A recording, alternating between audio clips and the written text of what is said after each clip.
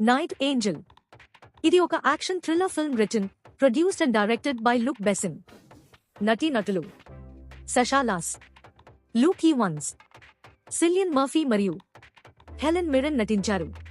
Plot ఏంటంటే, Lilith అనే పురాతన సాతాను పునర్జన్మించి ఒక అందమైన అమ్మాయిగా రూపం మార్చుకుని మగవాళ్లని ఆకర్షించుకుని శృంగారం చేసిన తర్వాత వాళ్ల ఆత్మని వశం చేసుకుని శక్తివంతంగా మారుతుంది.